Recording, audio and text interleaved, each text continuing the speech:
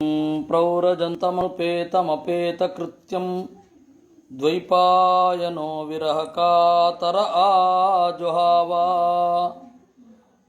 ಪುತ್ತಾಯಿ ತನ್ಮಯತಯಾ ತರವೋಪಿ ನೇದುಃ ತಂ ಸರ್ವಭೂತಹೃದಯಂ ಮುನಿಮಾನತೋಸ್ಮಿ ಯಸ್ಯಾನುಭಾವಮಖಿಲಶ್ರುತಿಸಾರಮೇಕಂ ಅಧ್ಯಾತ್ಮದೀಪಮತಿತಿತೀರ್ಷತಾಂ ತಮೋಂಧಂ ಸಂಸಾರಿಣಾಂ ಕರುಣಯಾಃ ಪುರಾಣಗುಹ್ಯಂ ತಂ ವ್ಯಾಸಸೂನುಮುಪಯಾಮಿ ಗುರುಂ ಮುನೀನಾಂ ನಾರಾಯಣಂ ನಮಸ್ಕೃತ್ಯ ನರಂ ಚೈವ ನರೋತ್ತಮಂ ದೇವೀಂ ಸರಸ್ವತೀಂ ವ್ಯಾಸಂ ತತೋ ಗ್ರಂಥಮುದೀರಯೇ ಮಾತರ್ಮೇ ಮಾತರಿಶ್ವನ್ನ ಪಿತರತುಲಗುರೋ ಭ್ರಾತರಿಷ್ಟಾಪ್ತಬಂಧೋ ಸ್ವಾಮಿನ್ ಸರ್ವಾಂತರಾತ್ಮನ್ನ ಜರ ಜರ ಇತರ್ಜನ್ಮ ಮೃತ್ಯಾಮಯಾನಾಂ ಗೋವಿಂದೇ ದೇಹಿ ಭಕ್ತಿಂ ಭವತಿ ಚ ಭಗವನ್ನೂರ್ಜಿತಾಂ ನಿರ್ನಿಮಿತ್ತಾಂ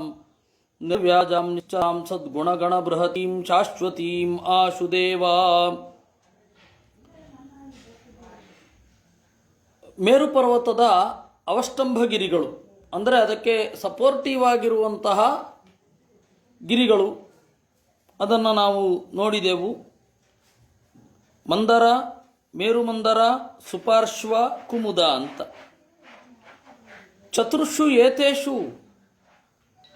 ಚೂತ, ಜಂಬೂಕ, ಕದಂಬ, ನೆಗ್ರೋಧಾಶ್ಚತ್ವಾರಃ ಪಾದಪ ಪ್ರವರಾಹ ಪರ್ವತಕೇತವ ಇವ ಅಧಿಕಶತಸಹಸ್ರ ಯೋಜನೋನ್ನಾಹಾಃ ತಾವತ್ ವಿಟಪ ವಿತತಯಃ ಶತಯೋಜನ ಪರಿಣಾಹ. ಈ ನಾಲ್ಕು ಮರಗಳಲ್ಲಿ, ಈ ನಾಲ್ಕು ಪರ್ವತಗಳಲ್ಲಿ ಮಂದರ, ಮೇರುಮಂದರ ಅಂತ ಏನು ಇದೆ, ಇವುಗಳಲ್ಲಿ ನಾಲ್ಕು ದೊಡ್ಡ ದೊಡ್ಡ ಮರಗಳು ಸುಮಾರು 100 ಯೋಜನ ಇರುವವುಗಳು. ಚೂತ, ಜಂಬೂಕ, ಕದಂಬ, ನೆಗ್ರೋಧ ಅಂತ. ಚೂತ ಹೇಳಿದರೆ ಮಾವು, ಜಂಬೂಕ ಅಂತಂದರೆ ಜಂಬು ನೇರಳೆ, ಕದಂಬ ಮತ್ತು ನೆಗ್ರೋಧ ಆಲ, ಈ ತರಹದ ಮರಗಳು ಇವೆ. ಒಂದೊಂದೂ ಕೂಡ ಪರ್ವತದ ಮೇಲ್ಗಡೆ ಇದ್ದು ಪರ್ವತ ಕೇತವ ಇವ ಪರ್ವತದ ಧ್ವಜವೋ ಎಂಬಂತೆ ಕಂಗೊಳಿಸ್ತಾ ಇದೆ. ಹಾಗೆ ಕಂಗೊಳಿಸ್ತಾ ಸುಮಾರು ಅಧಿಕಶತಸಹಸ್ರ ಯೋಜನೋನ್ನಾಹಾಃ 100ಕ್ಕೂ ಹೆಚ್ಚು ಯೋಜನ ಅಗಲ ಉದ್ದ, ಶತಸಹಸ್ರ ವಿತತಯ ಅವುಗಳ ರೆಂಬೆ ಕೊಂಬೆಗಳು ಲಕ್ಷಾಂತರ ರೆಂಬೆ ಕೊಂಬೆಗಳು ಹಾಗೆ ಇವೆ. ಹರದಾಶ್ಚತ್ವಾರಃ ಪಯೋ ಮಧು ಇಕ್ಷುರಸ ಮೃಷ್ಟಜಲಾಹ. ಇನ್ನು 4 ಕೊಳಗಳಿವೆ. ಒಂದು ಹಾಲಿನ ಕೊಳ, ಮಧು ಅಂದರೆ ಜೇನಿನ ಕೊಳ, ಇಕ್ಷುರಸ ಅಂತಂದರೆ ಕಬ್ಬಿನ ರಸ, ಇನ್ನು ಮೃಷ್ಟಜಲ ಶುದ್ಧವಾದ ನೀರು. ಯದುಪಸ್ಪರ್ಶನ ಉಪದೇವಗಣ ಯೋಗೈಶ್ವರ್ಯಾಣಿ ಸ್ವಾಭಾವಿಕಾನಿ ಭರತರ್ಷಭ ಧಾರಯಂತಿ. ಅವುಗಳನ್ನು ಮುಟ್ಟುವವರು ಸಹಜವಾಗಿ ಅಣಿಮಾದಿ ಸಿದ್ಧಿಗಳನ್ನು ಹೊಂದಿದವರೇ ಆಗಿರ್ತಾರೆ. ಅಂದರೆ ಇನ್ನೊಂದು ರೀತಿಯಿಂದ ಹೇಳಬೇಕು ಅಂತಂದರೆ ಉಪದೇವಗಣಾಹ ಗಂಧರ್ವರು. ದೇವೋದ್ಯಾನಾನಿ ಚ ಭವಂತಿ ಚತ್ವಾರಿ ನಂದನಂ ಚೈತ್ರರಥಂ ವೈಭ್ರಾಜಂ ಸರ್ವತೋ ಭದ್ರಮಿತಿ. ಇನ್ನು ದೇವತೆಗಳ ಉದ್ಯಾನ 4 ಅಲ್ಲಿ ಇದೆ. ಒಂದು ನಂದನ, ಇಂದ್ರನ ಉದ್ಯಾನ. ಚೈತ್ರರಥ ಅಂತ ಹೇಳಿದ್ರೆ ಕುಬೇರನ ಉದ್ಯಾನ. ವೈಭ್ರಾಜಂ ಅಂದರೆ ವರುಣನ ಉದ್ಯಾನ. ಸರ್ವತೋ ಭದ್ರಂ ಅಂತ ಹೇಳಿದರೆ ಯಮನ ಉದ್ಯಾನ. 4 ದಿಕ್ಪಾಲಕರು ಯಾರಿದ್ದಾರೆ ಅವರಿಗೆ ಸಂಬಂಧಪಟ್ಟಂತಹ ಉದ್ಯಾನಗಳು. ಯೇಷು ಅಮರ ಪರಿವೃಢಾಃ ಸಹ ಅಮರಲಲನ ಲಲಾಮಯೂಥಪತಯಃ ಉಪದೇವಗಣೈಃ ಉಪಗೀಯಮಾನ ಮಹಿಮಾನಃ ಅಖಿಲ ವಿಹರಂತಿ. ಅಲ್ಲಿ ಅನೇಕ ದೇವತೆಗಳ ಸಹಚರರು, ದೇವತೆಗಳ ಸೇವಕರು ಎಲ್ಲರೂ ಕೂಡ ತಿರುಗಾಡ್ತಾ ಇರ್ತಾರೆ. ಅಂದರೆ ನಮಗೆ ದೇವರು ಇಷ್ಟನ್ನೇ ಸೃಷ್ಟಿ ಮಾಡಿದ್ದು ಅನ್ನುವ ಭ್ರಮೆ ಇರಬಾರದು. ಜಗತ್ತಿನಾದ್ಯಂತ ಎಂತೆಂಥವರಿದ್ದಾರೆ, ಅವರೆಲ್ಲರಿಗಿಂತ ದೇವರು ಮಿಗಿಲು. ನಮಗೆ ಊಹೆಯೇ ಮಾಡಲಿಕ್ಕಾಗದ ಶಕ್ತಿ ಇರುವ ಅನೇಕ ಜನ ಇದ್ದಾರೆ. ಅನೇಕ ಥರದ ಜೀವಜಾತಗಳು ಇವೆ. ಅದರಲ್ಲಿ ದಿಕ್ಪಾಲಕರು ನಮ್ಮ ದಿಕ್ಕುಗಳನ್ನು ಆಂತು ನಿಂತವರು. ಅವರ ಉದ್ಯಾನ, ಅವರು ಬಳಸುವ ನೀರು, ಅವರು ಉಪಭೋಗಕ್ಕೆ ಏನು ಸಾಧನ ಇದೆ, ಅವರ ಉಣಿಸು ತಿನಿಸು, ಆಟ ಓಟ ವಿಹಾರ, ಇವುಗಳೆಲ್ಲಕ್ಕೂ ಕೂಡ ಎಂತಹ ಸೊಫೆಸ್ಟಿಕೇಶನ್ ಇದೆ. ನಮಗೆ ಏನು ಭ್ರಮೆ ಅಂತಂದರೆ, ಈಗ ಅವೆಲ್ಲ ಪ್ರಿಮಿಟಿವ್ ಟೆಕ್ನಾಲಜಿ, ಅದರಲ್ಲಿ ಏನು ಉಪಭೋಗಗಳಿರಲಿಲ್ಲ, ಏನು ಸುಖಪಟ್ಟಾರು ಅಂತ. ಆದರೆ ಹಾಗಲ್ಲ. ನಾವು ಏನು ಟೆಕ್ನಾಲಜಿಯ ಪರಿಧಿಯಲ್ಲಿ ನೋಡ್ತಾ ಇದ್ದೇವೆ, ಇದಕ್ಕಿಂತ ಹಿರಿದಾದ ಭೋಗಗಳು ಇವೆ. ಜೀವಾತ್ಮನ ಆನಂದವನ್ನು ಅನುಭವಿಸುವ ಶಕ್ತಿ ಅಷ್ಟೇ ಇದೆಯಾ? ನಾವು ಇವತ್ತು ತಿಳಿದುಕೊಂಡಿರುವಷ್ಟೇ ಇದೆಯಾ? ಅಥವಾ ಇನ್ನೂ ಯಾವುದಾದರೂ ಮಿಗಿಲಾದದ್ದು ಇದೆಯೋ? ಹಾಗೇನಾರು ಇದ್ದರೆ ಅವುಗಳಿಗೂ ಮಿಗಿಲು ದೇವರೋ? ಈ ಎಲ್ಲ ಪ್ರಶ್ನೆಗಳು ಬರುತ್ತೆ. ಅದರಿಂದಾಗಿ ಇದನ್ನು ನಾವು ಚಿಂತನೆ ಮಾಡಬೇಕು. ಮಂದರೋತ್ಸಂಗ 11 ಶತಯೋಜನೋತ್ತುಂಗ ದೇವಚೂತ ಶಿರಸೋ ಗಿರಿಶಿಖರ ಸ್ಥೂಲಾನಿ ಫಲಾನಿ ಅಮೃತಕಲ್ಪಾನಿ ಪತಂತಿ.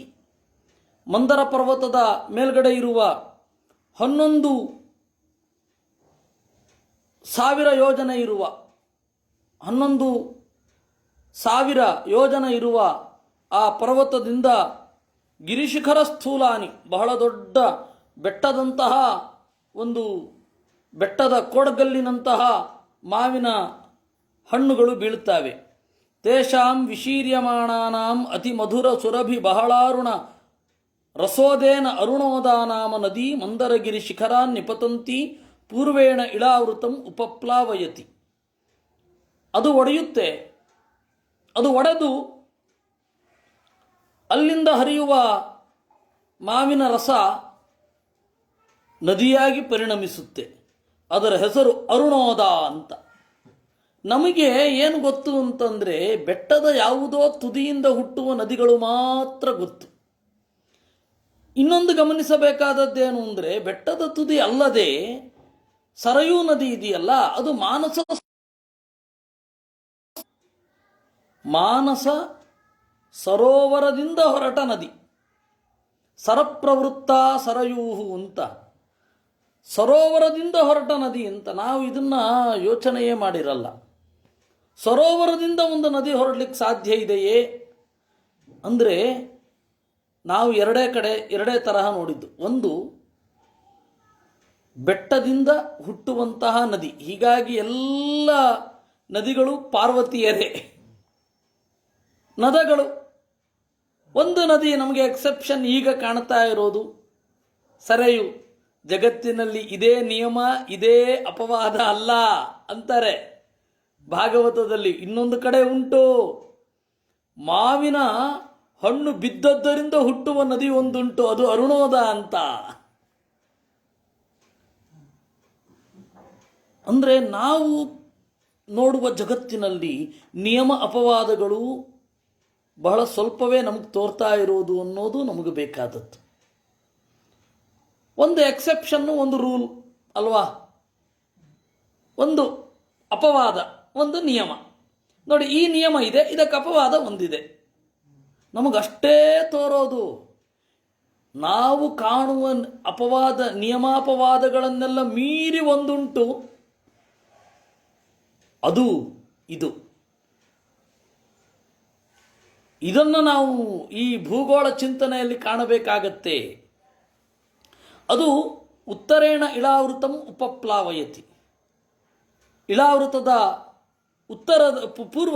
ಪೂರ್ವೇಣ ಇಳಾವೃತಂ ಉಪಪ್ಲಾವಯತಿ. ಇಳಾವೃತದ ಪೂರ್ವದಿಂದ ಬರುತ್ತದೆ. ಯದುಪಜೋಷಾತ್ ಭವಾನ್ಯ ಅನುಚರೀಣಾಂ ಪುಣ್ಯಜನವಧೂನಾಂ ಅವಯವ ಸ್ಪರ್ಶ ಸುಗಂಧವಾತಃ ದಶಯೋಜನಂ ಸಮಂತಾತ್ ಅನುವಾಸಯತಿ. ಅಲ್ಲಿ ಪಾರ್ವತಿಯ ದಾಸಿಯರು, ಪುಣ್ಯಜನ ವಧೂನಾಂ, ಪುಣ್ಯಜನ ಅಂತಂದರೆ ರಾಕ್ಷಸರು ಅಂತ, ಅದು ವ್ಯತಿರೇಕಾನ್ವಯ ಅಂತ, ವ್ಯತಿರೇಕ ಶಬ್ದ ಅಂತ. ದೇವಾನಾಂ ಪ್ರಿಯ ಅನ್ನೋದು ಮೂರ್ಖ ಅಂತ. ಹಾಗೆ ಯಾಕೆಂದರೆ ದೇವತೆಗಳು ಮಾತ್ರ ಮೂರ್ಖರನ್ನು ತಡ್ಕೊಂಡಿರಬಲ್ಲರು ಅಂತ ಒಂದು ಧ್ವನಿಯಲ್ಲಿ. ಅದಕ್ಕೆ ನಾವು ಇವತ್ತು ಕನ್ನಡದಲ್ಲಿ ಇವನ ಅವಸ್ಥೆಯೋ ದೇವರಿಗೇ ಪ್ರೀತಿ ಅಂತ, ನಮಗಂತೂ ತಡೀಲಿಕ್ಕೆ ಆಗ್ತಾ ಇಲ್ಲ ಅಂತ. ಅಶೋಕನಿಗೆ ಅದು ಯಾರು ಬಿರುದು ಕೊಟ್ಟರೋ? ನಾವೆಲ್ಲ ಚಿಕ್ಕಂದಿನಲ್ಲಿ ಓದ್ತಾ ಇದ್ದದ್ದು ಅಶೋಕನನ್ನು ದೇವಾನಾಂ ಪ್ರಿಯ ಎಂದು ಹೇಳುತ್ತಾರೆ ಅಂತ ಊರು ಓಡಿಸ್ತಾ ಇದ್ರು. ಅದೇನು ದೇವತೆಗಳೋ, ಅದೇನು ಪ್ರಿಯರೋ. ಹಾಗೆ ಇವರು ಪುಣ್ಯ ಜನರು. ಯಾರು ಪುಣ್ಯ ಮಾಡೋಲ್ಲ ಅವರು ಪುಣ್ಯ ಜನರು. ಸಂಸ್ಕೃತದಲ್ಲಿ ಒಂದು ತಮಾಷೆಯ ಒಂದು ಪದ್ಯ ಇದೆ ಅಂತ ನಾನು ಆಗಾಗ ಹೇಳ್ತಾ ಇರ್ತೇನೆ, ಇನ್ನೊಮ್ಮೆ ಹೇಳ್ತೇನೆ. ಅಹೋ ಪೂರ್ಣಂ ಸರೋಯತ್ರ ಲುಠಂತ ಸ್ನಾಂತಿ ಮಾನವಾಹ. ಓಹೋ, ಏನು ನೀರು ತುಂಬ್ಕೊಂಡ್ಬಿಟ್ಟಿದೆ ಸರೋವರ ತುಂಬ, ಹೊರಳಾಡದೆ ಸ್ನಾನವೇ ಆಗಲ್ಲ ಅಂತ.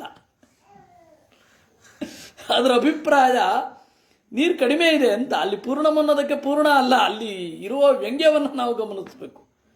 ಹಾಗೆ ಇಲ್ಲಿ ಪುಣ್ಯ ಜನ ಅಂತ. ಪುಣ್ಯ ಜನ ಹೇಳಿದ್ರೆ ಪುಣ್ಯವನ್ನು ಮಾಡದ ಜನ, ಪುಣ್ಯ ಮಾಡ್ಲಿಕ್ಕೆ ಬಿಡದ ಜನ.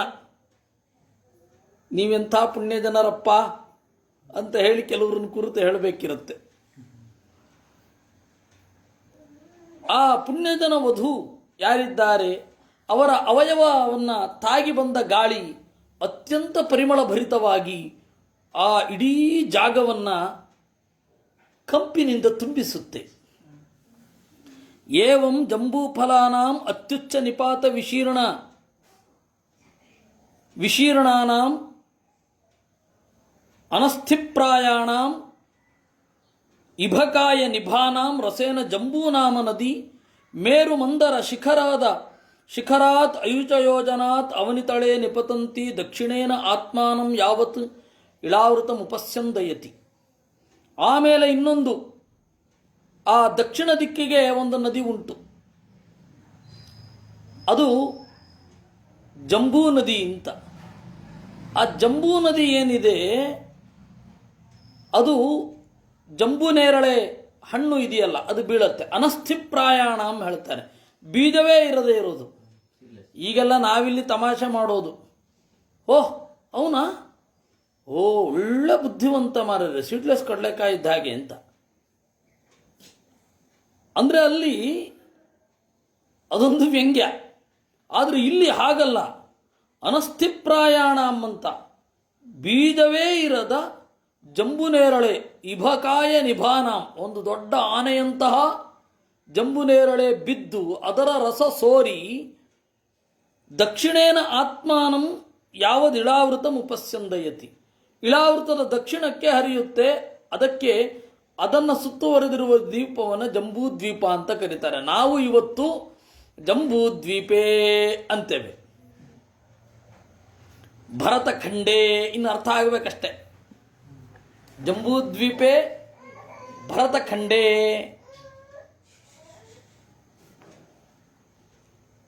ಯಾವುದು ಭಯೋರಪಿ ರೋಧತೋ ಯಾ ಮೃತ್ತಿಕ ಫಲರಸೇನ ಚ ಅನುವಿದ್ಯಮಾನ ಚ ವಾಯುವರ್ಕ ಸಂಯೋಗ ವಿಭಾಗೇನ ಸದಾ ಅಮರಲೋಕಾಭರಣಂ ಜಾಂಬೂನದಂ ನಾಮ ಸುವರ್ಣಂ ಭವತಿ. ಅಲ್ಲಿ ಕೆಳಗಡೆ ಬೀಳುತ್ತೆ. ಅದರ ರಸ ಕೆಲವೊಂದು ಕಡೆ ಅಗ್ನಿ ವಾಯುವರ್ಕ ಸಂಯೋಗ ವಿಪಾಕೇನ, ಗಾಳಿ ಮತ್ತೆ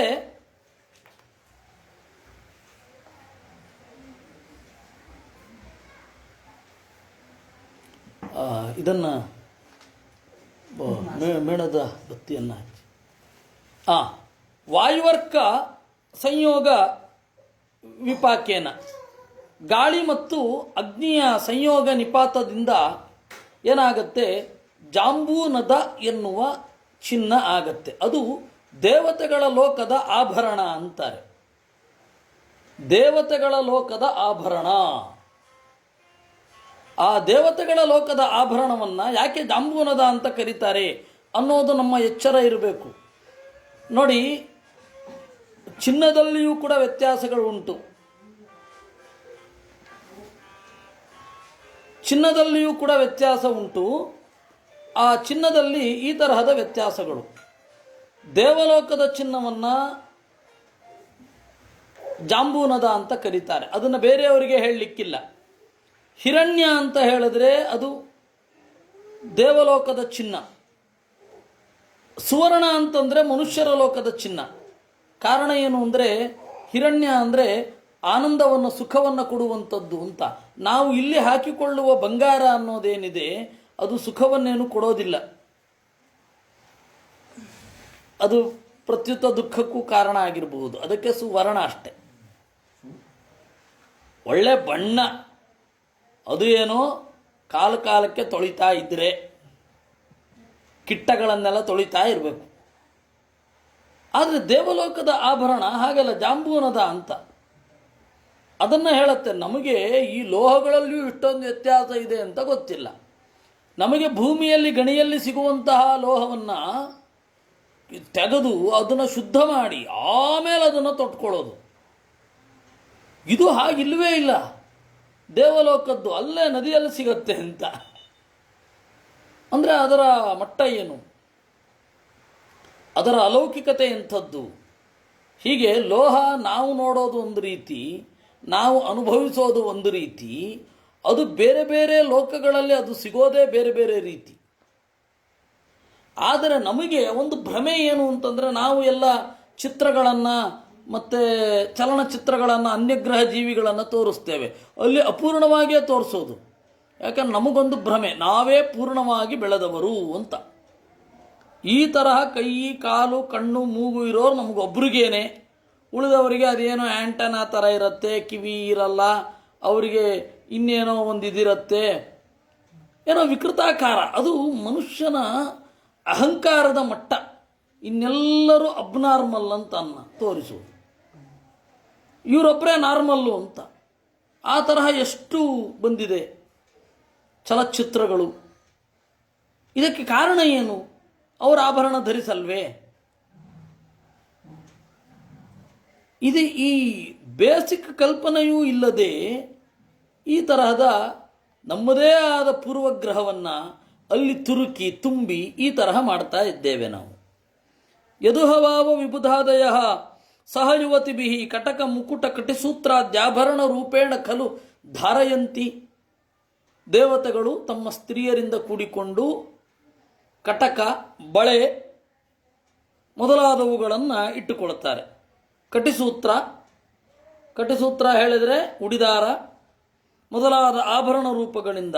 ಯಸ್ತು ಮಹಾಕದಂಬ ಸುಪಾರ್ಶ್ವ ನಿಗೂಢ ತಸ್ಯ ಕೋಟರೇಭ್ಯೋ ವಿನಿಸೃತಾ ಪಂಚವ್ಯಾಮ ಪರಿಣಾ ಪಂಚಮಧುಧಾರಾ ಸುಪಾರ್ಶ್ವ ಶಿಖರಾತ್ ಪತಂತ್ಯ ಅಪರೇಣ ಆತ್ಮಾನಂ ಇಳಾವೃತಂ ಅನುಮೋದಯಂತಿ. ಇನ್ನು ನಾವು ಏನೇನು ಕಾಣಬೇಕೋ, 1-2 ಹಣ್ಣುಗಳು ಬಿದ್ದು ಹೋಳಾಗಿ 2 ದ್ವೀಪಗಳು, ಇನ್ನೊಂದು ನದಿ ಉಂಟು, ಒಂದು ಅರುಣೋದ, ಇನ್ನೊಂದು ಜಾಂಬೂನದ ಅಥವಾ ಜಂಬೂ ನದಿ. ಇನ್ನೊಂದುಂಟು ಕದಂಬ ವೃಕ್ಷ.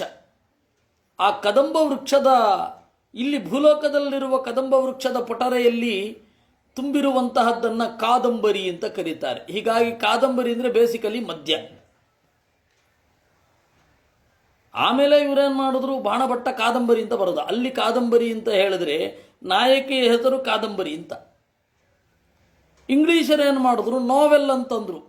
ದೊಡ್ಡ ಗದ್ಯ ಪ್ರಬಂಧಕ್ಕೆ ಗದ್ಯ ಪ್ರಬಂಧವನ್ನು ನಾವೆಲ್ ಅಂತ.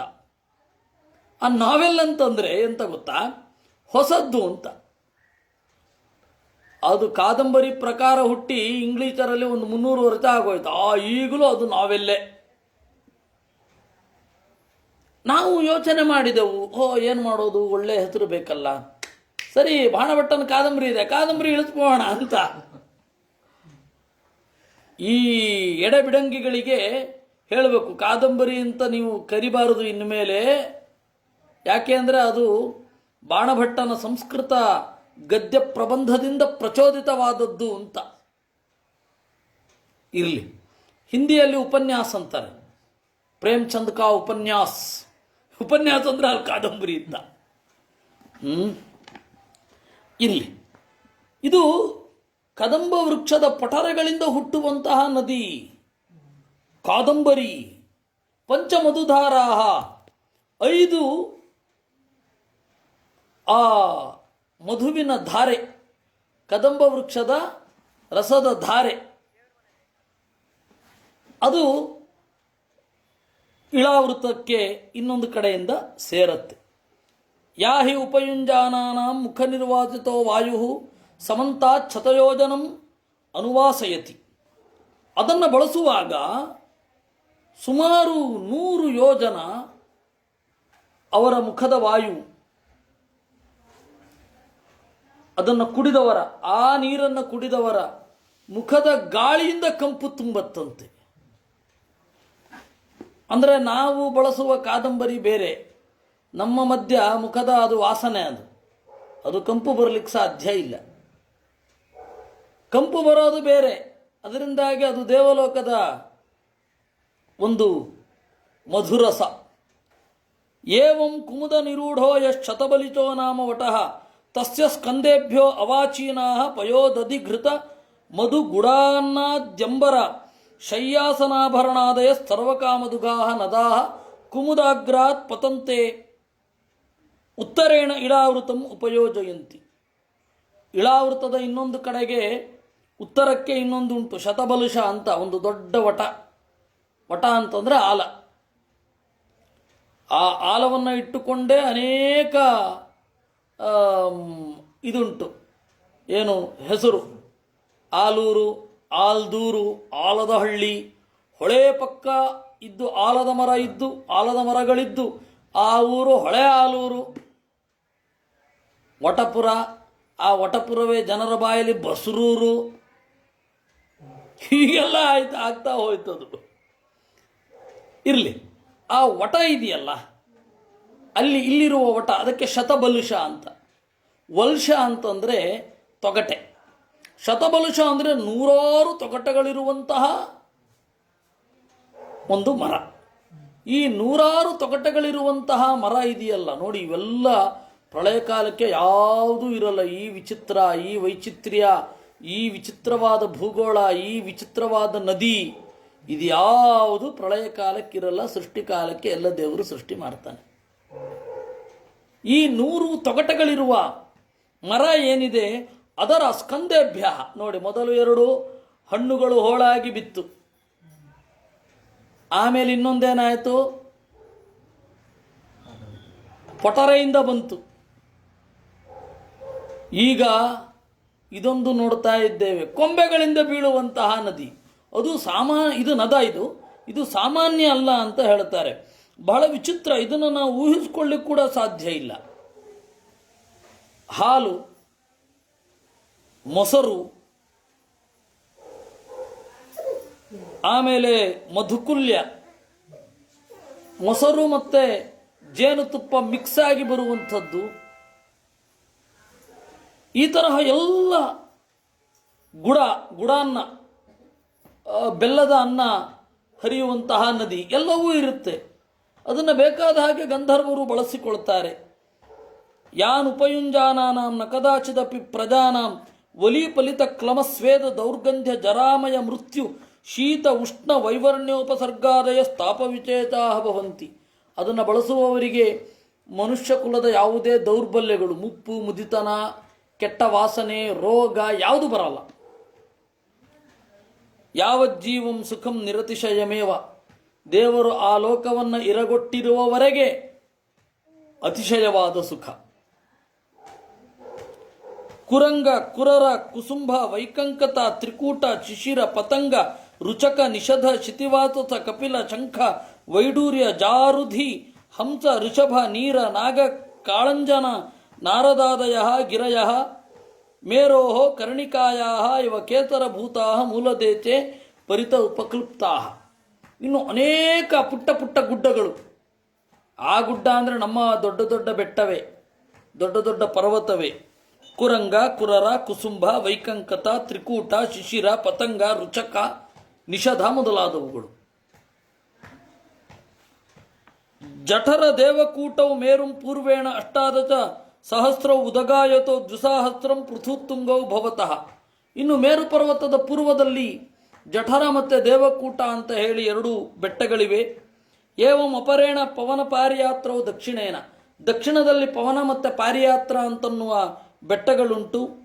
ಇನ್ನು ಉತ್ತರದಲ್ಲಿ ಶೃಂಗ ಮತ್ತು ಮಕರ ಅಂತ ಹೇಳಿ, ಹೀಗೆ ಮೇರು ಪರ್ವತದ ಸುತ್ತಮುತ್ತ ಪುಟ್ಟ ಪುಟ್ಟ ಗುಡ್ಡಗಳು, ಅಂದರೆ ಅದರ ಪಾಲಿಗೆ ಪುಟ್ಟ ಗುಡ್ಡಗಳು, ನಮ್ಮ ಪಾಲಿಗಲ್ಲ, ಅದು ಸಾಪೇಕ್ಷ. ಮೇರೋರ್ಮೂರ್ಧನಿ ತನ್ಮಧ್ಯತೋ ಭಗವತ ಆತ್ಮಯೋನೇ ಉಪಕ್ಲುಪ್ತಾಂ ಪುರೀಂ ಅಯುತಯೋಜನತಾಃ ಸ್ತ್ರೀಂ ಸಮಚತುರಸ್ರಾಂ ಶಾತಕೌಂಭೀಂ ಶತಕೋಟಿಂ ವದಂತಿ. ಅಲ್ಲಿ ಮೇರು ಪರ್ವತದ ಮೇಲ್ಗಡೆ ಬ್ರಹ್ಮದೇವರ ಒಂದು ವಿಶೇಷವಾದ ಮನೆ ಇದೆ. ಅಲ್ಲಿಯೇ ಭೂಭಾರ ಹರಣಕ್ಕೆ ಅನುಕೂಲವಾದ ಎಲ್ಲ ಮೀಟಿಂಗ್ಗಳು ನಡೆಯೋದು. ಪ್ರತಿಯೊಂದು ಮೀಟಿಂಗು ಅಲ್ಲೇ ನಡೆಯೋದು. ಅದು ಬಹಳ ವಿಸ್ತಾರವಾದ ಮನೆ. ಅಲ್ಲಿ ದೇವರು ಬಂದು ಬ್ರಹ್ಮದೇವರ ಪ್ರಾರ್ಥನೆಯನ್ನು ಆಲಿಸಿ ಮತ್ತೆ ಅವತಾರ ಮಾಡುವಂತಹ ಮನೆ. ತಾಮನು ಪರಿತೋ ಲೋಕಪಾಲಾನಾಂ ಅಷ್ಟಾನಾಂ ಯಥಾದಿತಂ ಯಥಾನುರೂಪಂ ತುರಿಯ ಭಾಗೇನ ಪುರಃ ಅಷ್ಟೌ ಉಪಕ್ಲುಪ್ತಾ. ಈ ಎಲ್ಲ ಬ್ರಹ್ಮದೇವರ ಮನೆಯ ಸುತ್ತಲೂ ಕೂಡ ಅವರ ಮನೆಯ ಕಾಲು ಭಾಗದಷ್ಟು ಮನೆ ಇರುವ, ಅದು 100 ಯೋಜನ ಅಗಲವಾದದ್ದು ಬ್ರಹ್ಮದೇವರ ಮನೆ, ಅವರ ಯೋಜನದ ಕಾಲು ಭಾಗ ಮನೆ ಇರುವ ದಿಕ್ಪಾಲಕರ ಮನೆಗಳುಂಟು ಅನ್ನುವಲ್ಲಿಗೆ ಪಂಚಮಸ್ಕಂಧೆ ಷೋಡಶೋಧ್ಯಾಯ. ನಮಗೆ ಇದನ್ನು ಕೇಳಿ ಏನಾಗಬೇಕು ಅಂದರೆ ಹಲವಾರು ಪ್ರಯೋಜನಗಳಾಗಬೇಕಿದೆ. ನಾವು ನೋಡ್ತಾ ಇರುವ ಸೀಮಿತ ಪ್ರಪಂಚ ಏನಿದೆ, ಅದಕ್ಕಿಂತ ಮಿಗಿಲಾದ ನಾವು ಕಾಣದ ಅನೇಕ ವೈಭವಗಳುಂಟು. ಅಂತಿಮವಾಗಿ ನಮಗೆ ಅಹಂಕಾರ ಕಾಡಬಾರದು. ಜೀವನ ಉಪಭೋಗ ಶಕ್ತಿ ಇಷ್ಟೇ ಅಂತನ್ನುವ ತೀರ್ಮಾನಕ್ಕೆ ಬರಬಾರದು. ಏನ್ರಿ ಇನ್ನೇನಿದೆ ಈ ಪ್ರಪಂಚದಲ್ಲಿ ಅಂತನ್ನಿ, ನಮ್ಮ ಕಣ್ಣು ಕಾಣಿಸ್ತಾ ಇರೋ ಪ್ರಪಂಚದಲ್ಲಿ ಅಂತನ್ನಿ, ಬೇರೆ ಕಡೆ ಎಲ್ಲ ಮಾತನಾಡೋ ಹಾಗಿರಲ್ಲ.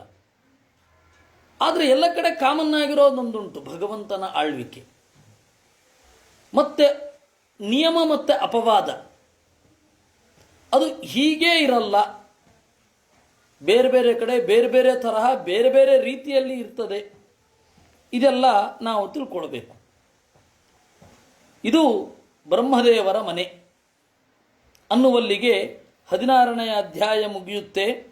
ಇನ್ನು 9 ವರ್ಷಗಳಲ್ಲಿ ದೇವರ ಯಾವ ಯಾವ ರೂಪ ಇದೆ, ಆ ರೂಪಗಳನ್ನು ಎಲ್ಲರೂ ಯಾವ ಯಾವ ರೀತಿ ಸ್ತೋತ್ರ ಮಾಡ್ತಾರೆ, ಇವುಗಳೇ ಮುಂದೆ ಬರೋದು. ನಾವು ಆ ಪ್ರಮೇಯವನ್ನು ಗ್ರಹಿಸಬೇಕು. ಹೀಗೊಂದು ಲೋಕ ಇದೆ ಅಂತಲೂ ತಿಳ್ಕೊಳ್ಬೇಕು. ಅದನ್ನು ನಾವು ನೋಡೋಣ. ಯತ್ರ ಭಗವತ ಸಾಕ್ಷಾತ್ ಯಜ್ಞಲಿಂಗಸ್ಯ ವಿಷ್ಣೋರ್ವಿಕ್ರಮತಃ ವಾಮಪಾದಾಂಗುಷ್ಟ ನಖ ನಿರ್ಭಿಣ್ಣ ಊರ್ಧ್ವಾಂಡ ಕಟಾಹ ವಿವರೇಣ ಅಂತಃಪ್ರವಿಷ್ಟ ಯಾ ಬಾಹ್ಯ ಜಲಧಾರ ತಚ್ಚರಣ ಪಂಕಜ ಅವನೇಜನ ಅರುಣ ಕಿಂಜಲ್ಕ ಕುಂಕುಮೋಪರಂಜಿತ ಅಖಿಲ ಜಗದಘ ಮಲಾಪ ಉಪಸ್ಪರ್ಶನಾಮಲ ಸಾಕ್ಷಾತ್ ಭಗವತ್ಪದೀತಿ ಅನುಪಲಕ್ಷಿತ ವಚೋಭಿ ಅಭಿಧೀಯಮಾನ ಅತಿ ಮಹತಾ ಕಾಲೇನ ಯುಗ ಸಹಸ್ರೋಪಲಕ್ಷಣೇನ ದಿವೋ ಮೂರ್ಧನೆ ಅವತತಾರ ಎತ್ತದ್ವಿಷ್ಣುಪದಿ ಆಹುಹು. ಈ ಬ್ರಹ್ಮದೇವರ ಮನೆಯ ಮೇಲ್ಗಡೆ ಯಜ್ಞಲಿಂಗಸ್ಯ, ಯಜ್ಞವನ್ನು ಮಾಡಲು ಅನುವು ಮಾಡಿಕೊಟ್ಟ ಪರಮಾತ್ಮನ ಎಡಪಾದದ ತುದಿಯಲ್ಲಿ, ಎಡಪಾದದ ಹೆಬ್ಬೆರಳಿನ ತುದಿಯಿಂದ ಹೋ ಅಂತ ಸೋರಿತು ಗಂಗಾ ನದಿ. ಯಾ ಬಾಹ್ಯ ಜಲಧಾರ, ಅದು ಹೊರಗಡೆಯ ನೀರು. ಹೊರಗಡೆಯ ನೀರೆಲ್ಲ ಒಳಗಡೆ ಬಂತು. ಸ್ವರ್ಗಲೋಕದಲ್ಲಿ ಇದ್ದ ನೀರೆಲ್ಲ, ಸ್ವರ್ಗ ನದಿ ಏನಿದೆ ಅದು ಭೂಮಿಗೆ ಬಂತು. ಗಾಂ ಗತಾ ಗಂಗಾ, ಗಾಂಗಾ ಆಗಬೇಕಲ್ಲ, ಹೌದು, ಅಕ್ಷರ ಪರಿಣಾಮ ಆಗ್ತದೆ. ಗಂಗೆಗೆ ಒಂದು ಒಳ್ಳೆ ನಿರ್ವಚನ ಸಿಕ್ತು. ಗಾಂ ಗತಾ ಗಂಗಾ, ಭೂಮಿಗೆ ಬಂದವಳು ಅಂತಲೇ ಅರ್ಥ ಗಂಗಾ ಅಂದರೆ. ಗಾಂಗಾ ಇದ್ದದ್ದು ಗಂಗಾ ಆಯಿತು. ತಚ್ಚರಣ ಪಂಕಜ ಅವನೇ ಜನ, ಆ ಪರಮಾತ್ಮನ ಅಡಿಗಳನ್ನು ಅದು ತೊಳೆದದ್ದರಿಂದ ಆ ಕೆಂಪಾದ ಅಡಿಯ ಮೇಲೆ ಹತ್ತಿದ ಕುಂಕುಮ ಗಂಧ ಮೊದಲಾದವುಗಳೆಲ್ಲ ಅದರ ಜೊತೆಗೆ ಇಳಿದು ಬಂತು. ಜಗತ್ತಿನ ಎಲ್ಲ ಪಾಪಗಳನ್ನು ಪರಿಹರಿಸುವ ಭಗವತ್ಪದಿ ಅಂತ ಕರೀತಾರೆ. ಭಗವಂತನ ಪಾದದಿಂದ ಅದು ಬಂದದ್ದು, ಭಗವತ್ಪದಿ ಅಂತಲೇ ಕರೀತಾರೆ. ಹಾಗೆ ಹರಕೆ ಪೌಡಿ ಅಂತ, ಅದು ಹರಿಕಿ ಪೌಡಿ, ಪರಮಾತ್ಮನ ಪಾದ. ಪರಮಾತ್ಮನ ಪಾದ ಅಲ್ಲ, ಪರಮಾತ್ಮನ ಪಾದದಿಂದ ಉಂಟಾದ ಗಂಗೆ. ಅದನ್ನು ಹೇಳೋದು ಹೇಗೆ? ಹರಕಿ ಪೌಡಿ. ಅದು ಹರಕೆ ಹರಕೆ ಅಂತ ಹೇಳಿ ಹರಿಕಿ ಅನ್ನೋದು ಮರ್ತೋಗಿದೆ ಜನಕ್ಕೆ. ಅದನ್ನು ವಿಷ್ಣು ಪದ ಅಂತ ಕರೀತಾರೆ. ಯತ್ರ ಹವಾವ ವೀರವ್ರತ ಔತ್ಥಾನಪಾದಿ ಪರಮ ಭಾಗವತಃ ಅಸ್ಮತ್ ಕುಲದೇವತಾಚಾರಣಾರವಿಂದೋ ದಕಮಿತಿ ಯಾಂ ಅನುಸವನಂ ಉತ್ಕೃಷ್ಯಮಾಣ ಭಗವದ್ಭಕ್ತಿ ಯೋಗೇನ ದೃಢಂ ಕ್ಲಿದ್ಯಮಾನ ಅಂತರಹೃದಯ ಔತ್ಕಂಠ್ಯ ವಿವಶ ಆಮೀಲಿತ ಲೋಚನ ಯುಗಳ ಕುಡ್ಮಲ ವಿಗಳಿತ ಅಮಲ ಬಾಷ್ಪ ಕಳಯ ಅಭಿವ್ಯಜ್ಯಮಾನ ರೋಮ ಪುಳಕ ಕುಳಕಃ ಅಧುನಾಪಿ ಪರಮಾದರೇಣ ಶಿರಸಾ ಬಿಭರ್ತಿ. ನಿಜವಾದ ಗಂಗೋತ್ರಿ ಇರೋದು ಅಲ್ಲಿ, ಇಲ್ಲಲ್ಲ. ಆ ಗಂಗೋತ್ರಿ ಎಲ್ಲಿ ಅಂದರೆ ಧ್ರುವನ ನಕ್ಷತ್ರದ ಹತ್ತಿರ, ಧ್ರುವಮಂಡಲದ ಹತ್ತಿರ. ಆ ಧ್ರುವಮಂಡಲದ ಹತ್ತಿರ ಇರುವ ಪರಮಾತ್ಮನ ಕಾಲು ಕಾಣಿಸ್ತಾ ಇರುತ್ತೆ. ಪರಮಾತ್ಮನ ಕಾಲಿನಿಂದ ಇಳಿದು ಬರುವ ಆ ನದಿಯಲ್ಲಿ ನಮ್ಮ ಕುಲದೇವತೆಯಾದ ನಾರಾಯಣನ ಅಡಿದಾವರೆಗಳನ್ನು ತೋಯಿಸಿದ ನೀರು ಅಂತ ಹೇಳಿ ಭಕ್ತಿಯಿಂದ 3 ಹೊತ್ತು ಸ್ನಾನ ಮಾಡ್ತಾನೆ. ಆ ನೀರನ್ನು ತಲೆಯ ಮೇಲೆ ಧರಿಸ್ತಾನೆ. ಈ ನೀರೇ ನಮಗೆ ಅರ್ಥ ಆಗುವಲ್ಲ. ಆ ನೀರು ಈ ತರಹ ಅಲ್ಲ, ಹಾಗಂದರೆ ಹೀಗಲ್ಲ ಅಂತ ಹೇಳಲಿಕ್ಕೂ ಬರಲ್ಲ. ಯಾಕೆಂದರೆ ಇದು ಯಾವುದೋ ಲೋಕದ ಸಂಗತಿ. ಇದು ನಮಗೆ ಗಂಗೆ ಹಲವಾರು ಕಡೆ ನಮಗೆ ತೋರುತ್ತೆ. ಒಂದು, ಮೊದಲು ಪರಮಾತ್ಮನ ಅಡಿಗಳಿಂದ ಇಳಿದು ಬಂದದ್ದು ಯಾವುದೋ ಒಂದು ಕಾರಣದಿಂದ. ಯಾವ ಕಾರಣದಿಂದ ಅಂತ ಹೇಳಿದ್ರೆ, ಅಗಸ್ತ್ಯರು ಈ ಎಲ್ಲ ಸಮುದ್ರದಲ್ಲಿ ಅಡಗಿಕೊಂಡು ಬಿಡ್ತಾ ಇದ್ರು. ಯಾರು? ಎಲ್ಲ ದೈತ್ಯರು. ಆಗ ದೇವತೆಗಳೆಲ್ಲ ಹೋಗಿ ಕೇಳ್ಕೊಂಡ್ರು. ಅದು ಮಹಾಭಾರತ ವನಪರ್ವದಲ್ಲಿ ಬರುತ್ತೆ. ಪಂಡಿತಾಚಾರ್ಯರು ಸಂಗ್ರಹ ರಾಮಾಯಣದಲ್ಲಿ ಅಷ್ಟೇ ಹೇಳ್ತಾರೆ, ಕುತಶ್ಚಿತ್ ಕಾರಣಾತ್ ಜಾತ ಅಂತ. ಯಾವುದೋ ಒಂದು ಕಾರಣದಿಂದ ಗಿರೇರ್ಭೂಯೋ ದಿವಂಗತ ಅಂತ, ಮತ್ತೆ ಭೂಮಿಯಿಂದ ಅಲ್ಲಿಗೆ ಹೋಯಿತು ಅಂತ ಹೇಳ್ತಾರೆ. ಯಾವುದೋ ಒಂದು ಕಾರಣದಿಂದ, ಯಾವ ಕಾರಣ ಅಂತ ಅಲ್ಲಿ ಹೇಳಲ್ಲ. ನಾವು ವನಪರ್ವದಲ್ಲಿ ನೋಡಬೇಕು. ವನಪರ್ವದಲ್ಲಿ ನೋಡಿದಾಗ ಏನಾಗತ್ತೆ, ಅಲ್ಲಿ ಗೊತ್ತಾಗತ್ತೆ ನದಿ ಅಂತನ್ನೋದು ಹೇಗೆಲ್ಲ ಬರುತ್ತೆ ಅಂತ. ಆ ವನಪರ್ವದಲ್ಲಿ ಎಲ್ಲ ದೇವತೆಗಳು ಬಂದು ಬೇಡಿಕೊಳ್ತಾರೆ ದೇವರನ್ನು. ಸ್ವಾಮಿ, ದೇವತೆಗಳೆಲ್ಲ ಅಗಸ್ತ್ಯರನ್ನು ಬಂದು, ಈ ದೇವತೆಗಳೆಲ್ಲ ಇದ್ದಾರಲ್ಲ, ದೈತ್ಯರಲ್ಲ, ಅವರೆಲ್ಲರೂ ಕೂಡ ಬಂದು ಕೆಳಗಡೆ ಬೀಳ್ತಾ ಇದ್ದಾರೆ. ಕೆಳಗಡೆ ಅಡಕ್ಕೊಳ್ತಾರೆ, ನಮ್ಮನ್ನು ಹೊಡಿತಾರೆ, ಹೋಗಿ ಕೆಳಗಡೆ ಅಡ್ಕೊಂಡ್ಬಿಡ್ತಾರೆ ನೀರೊಳಗಡೆ. ಆ ಕಾಟವನ್ನು ಹೇಗಾದರೂ ಮಾಡಿ ಪರಿಹಾರ ಮಾಡಬೇಕು ಅಂತ. ಆಗ ಅಗಸ್ತ್ಯರು ಇಡೀ ಸಮುದ್ರವನ್ನು ಕುಡಿದ್ರು. ಇಡೀ ಸಮುದ್ರವನ್ನು ಕುಡಿದು ಬಿಟ್ರು. ಸಮುದ್ರದಲ್ಲಿರುವ ಹೆಚ್ಚಿನ ನದಿಗಳ ನೀರೆಲ್ಲ ಹಿಂಗೆ ಹೋಯ್ತು. ನದಿಯೆಲ್ಲ ಬಡವಾಗಿ ಹೋಯಿತು. ಆಮೇಲೆ ದೇವತೆಗಳು ಹೇಳಿದ್ರು, ಅವ್ರನ್ನ ಕೊಂದಾದ ಮೇಲೆ ಓಪನ್ ಪ್ಲೇಸಿನಲ್ಲಿ ನಿಂತ ಹಾಗಾಯ್ತು. ಅವರು ಇವ್ರ ಹತ್ರ ಬಂದು ಹೇಳಿದ್ರು, ಸ್ವಾಮಿ, ನದಿ ಈಗ ಇಲ್ಲ ಅಂತ ಆಗತ್ತೆ, ತಾವು ಮತ್ತೆ ಕುಡಿದ ಸಮುದ್ರವನ್ನು ಬಿಡಬೇಕು ಅಂದರು. ಅದಕ್ಕೆ ಅಗಸ್ತ್ಯರು ಹೇಳಿದ್ರು, ಪ್ರಕೃತಿ ನನಗೆ ಕುಡಿಲಿಕ್ಕೆ ಮಾತ್ರ ಅನುಮತಿ ಕೊಟ್ಟಿರೋದು, ಬಿಡ್ಲಿಕ್ಕಲ್ಲ. ಇನ್ಯಾರೋ ಒಬ್ಬ ಬರ್ತಾನೆ ಅಂತ. ಅದಾಗಿ ಎಷ್ಟೋ 1000 ವರ್ಷಗಳಾದ ಮೇಲೆ ಭಗೀರಥ ಬಂದು ಗಂಗೆಯನ್ನು ಕೆಳಗಡೆ ಇಳಿಸಿದ್ದು. ಈ ಒಂದು ಇತಿಹಾಸದ ದೀರ್ಘ ಅವಧಿಯ ಅರಿವಿರಬೇಕು ನಮಗೆ. ಎಲ್ಲ ಮೊನ್ನೆ ರೀತಿ ಅಂತ ಅನ್ನೋ ರೀತಿಯಲ್ಲಿ ಹೇಳ್ಬಿಡ್ತಾರೆ ಎಲ್ಲ. ಮೊನ್ನೆ ಅಗಸ್ತ್ಯರು ಸಮುದ್ರದಲ್ಲಿ ನೀರು ಕುಡಿದಿದ್ದು, ಅದ್ರ ಮೊನ್ನೆ ನೀರು ಕುಡಿದಿದ್ದು, ಮೊನ್ನೆ ನೀರು ಬಂತು ಅಂತ. ಈ ಪುರಾಣ ಹೇಳುವವರಿಗೆ ಆ ಕಾಲದ ಕಲ್ಪನೆಯೇ ಇರೋದಿಲ್ಲ, ಆ ಡ್ಯೂರೇಷನ್ ಪೀರಿಯಡಿನ ಐಡಿಯಾನೇ ಇರೋದಿಲ್ಲ. ಅದು ಇರಬೇಕು, ಇದ್ದರೆ ಅದು ಗೊತ್ತಾಗತ್ತೆ. ಜನರು ಇತಿಹಾಸದ ಯಾವ ಒಂದು ಪರ್ವದಲ್ಲಿ ಕಷ್ಟಪಟ್ಟಿದ್ದಾರೆ, ಹೇಗೆಲ್ಲ ಕಷ್ಟಗಳನ್ನು ಅನುಭವಿಸಿದ್ದಾರೆ. ನಾವು ಈಗ ಇರುವ ಸಣ್ಣ ಕಷ್ಟಕ್ಕೆ ಹೂ ಅಂತ ಅನ್ನೋದೇನು ನಮಗೆ ಈಗ ಇರೋದು ಬಹಳ ಕಷ್ಟ, ಬಹಳ ಸಣ್ಣದು.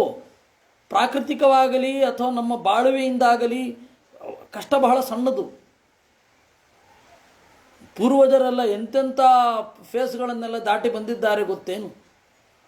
ಆದರೆ ನಮಗೆ ಅಯ್ಯೋ ನಮಗಿರೋ ಕಷ್ಟದ ಮುಂದೆ ಜಗತ್ತಿನ ಯಾರಿಗೂ ಕಷ್ಟವೇ ಇಲ್ಲ. ಯಾವ ಕಾಲದಲ್ಲಿ ಬಾಳಿದವರಿಗೂ ಕೂಡ ಕಷ್ಟ ಇಲ್ಲ. ಹಾಗೇನು ಎಲ್ಲ ಸಮೃದ್ಧಿ ಅಂತ. ಏನು ಬರಗಾಲ ಬರಲೇ ಇಲ್ವೇ? ಒಂದು ಕಾಲದ ಸಮುದ್ರ ಖಾಲಿಯಾಗಿ ಭೀಕರವಾದ ಮರಳುಗಾಡಾಗಲಿಲ್ವೇ? ಆ ಮರಳುಗಾಡು ನೀರಿನಿಂದ ತುಂಬಿ ಸಮುದ್ರ ಆಗಲಿಲ್ವೇ? ನಮಗೆ ಕಾಲದ ಕಲ್ಪನೆ ಒಳ್ಳೆ ಪುಟ್ಮಕ್ಕಳು ಥರ ಆಗೋಗ್ತಾ ಇದೀವಿ. ದಿವಸ ದಿವಸ ದಿವಸ ದಿವಸ ದಿವಸ ದಿನದಿಂದ ದಿನಕ್ಕೆ ಪುಟ್ಮಕ್ಕಳಿಗೆ ಆ ಕಾಲದ ದೀರ್ಘ ಅವಧಿಯೇ ತಲೆಗೆ ಬರಲ್ಲ. ದೀರ್ಘ ಅವಧಿಯೇ ತಲೆಗೆ ಬರೋಲ್ಲ.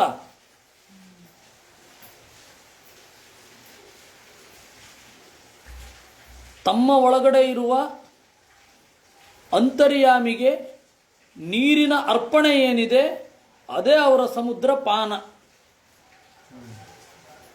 ಇಡೀ ನೀರು ಅದು ಸಿಂಧುವಾಗಿದ್ದದ್ದು ಬಿಂದುವನ ರೀತಿಯಲ್ಲಿ ಒಪ್ಪಿಸಿಕೊಳ್ಬೇಕಾದ್ರೆ ಆಚಾರ್ಯರು ಹೇಳಿದ ಸಿದ್ಧಾಂತ ಮಹತ್ವಾಣುತ್ವಯೋರ್ನೈವ ವಿಶ್ರಾಂತಿ ರೂಪಲಭ್ಯತೆ ಅಂತ. ಯಾವಾನ್ವ ಅಯಮಾಕಾಶ ತಾವಾನೇಚ ಅಂತರ್ಹೃದಯ ಆಕಾಶ ಅಂತ. ಹೊರಗಡೆ ಎಷ್ಟು ಆಕಾಶ ಇದೆಯೋ ಇಲ್ಲಿಯೂ ಅಷ್ಟೇ ಸ್ಪೇಸ್ ಇದೆ. ಹೀಗಾಗಿ ಅವರ ಬಹಳ ವಿಚಿತ್ರವಾದ ಉಪಾಸನೆಯಿಂದ ಅದೆಲ್ಲವೂ ಕೂಡ ನಮಗೆ ತೋರದಂತೆ ಆಗಿ ಹೋಗ್ತದೆ. ಹೀಗಾಗಿ ಅದನ್ನು ಜೀರ್ಣಿಸಿಕೊಳ್ಳಬಲ್ಲರು. ಅಗಸ್ತ್ಯರ ಜೀರ್ಣಶಕ್ತಿ ವಾತಾಪಿ ಜೀರ್ಣೋಭವ ಅನ್ನೋದರಿಂದ ಹಿಡಿದು ಇಡೀ ಸಮುದ್ರವನ್ನೇ ಜೀರ್ಣಿಸಿಕೊಂಡದ್ದರ ತನಕ ನಮಗೆ ಗೊತ್ತಾಗತ್ತೆ. ಅದು ಉಪಾಸನೆಯಿಂದ ಬಂದ ಶಕ್ತಿ. ಅದು ಜಗತ್ತಿನ ರಹಸ್ಯಗಳನ್ನು ಅರಗಿಸಿಕೊಂಡಿದ್ದರ ಶಕ್ತಿ. ಜಗತ್ತಿನ ರಹಸ್ಯಗಳಿಗೆ ಮೂಲ ಕಾರಣನಾದ ದೇವರ ಉಪಾಸನೆಯನ್ನು ಮಾಡಿ ಯಾವ ರೀತಿ ಸಿದ್ಧಿ ಪಡೆದರು ಅಂತನ್ನೋದರ ಚಿಂತನೆ ಅದು. ಹೀಗಾಗಿ ಬಹಳ ಅಗಾಧವಾದ ಒಂದು ಸಂಗತಿ ಅದು. ಆ ಸಿದ್ಧಿ ನಮಗೆ ಇವತ್ತು ಊಹಿಸ್ಕೊಳ್ಳಿಕ್ಕೆ ಕೂಡ ಸಾಧ್ಯ ಇಲ್ಲ.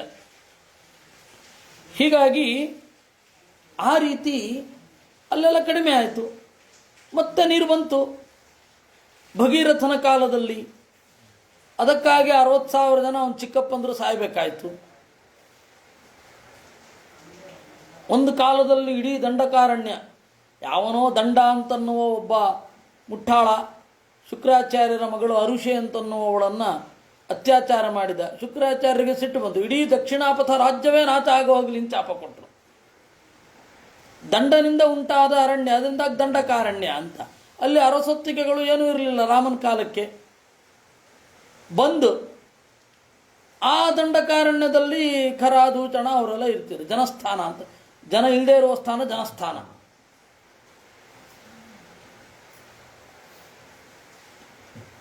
ಹೀಗೆಲ್ಲ ಈಗ ಬೆಂಗಳೂರು ಆಗಿದೆಯಲ್ಲ, ಬೆಂಗಾಳೆ ಮರಗಳು ಯಾವುದೂ ಇಲ್ಲ, ಎಲ್ಲ ಕಡ್ದಾಗ್ತಾ ಇದ್ದಾರೆ, ಅದಕ್ಕೆ ಬೆಂಗಳೂರು.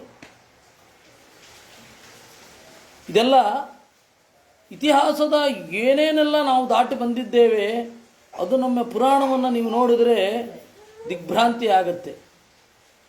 ಆ ಇತಿಹಾಸದ ಮುಂದೆ ಈ ಇತಿಹಾಸವನ್ನು ಓದಿದರೆ ಇವರು ತಮ್ಮ ಮಿತವಾದ ಪರಿಚಯದಿಂದ ಬರೋದು, ಅದನ್ನು ಓದಿದ್ರೇ ಮೈ ಜುಮ್ ಅನ್ನುತ್ತೆ. ಅದರಲ್ಲಿ ಎಷ್ಟು ಸುಳ್ಳುಗಳಿದೆಯೋ, ಎಷ್ಟು ನಿಜ ಇದೆಯೋ, ಎಷ್ಟು ಗೊತ್ತಾಗಿಲ್ವೋ, ಎಷ್ಟು ಅಜ್ಞಾನ ಇದೆಯೋ, ಎಷ್ಟು ವಿಪರೀತ ಜ್ಞಾನ ಇದೆಯೋ ಎಲ್ಲ ಹೋಗಲಿ. ಅದನ್ನು ನೋಡಿದ್ರೇ ಅಯ್ಯಬ್ಬ ಅಂತ ಅನ್ಸುತ್ತೆ ಒಮ್ಮೊಮ್ಮೆ.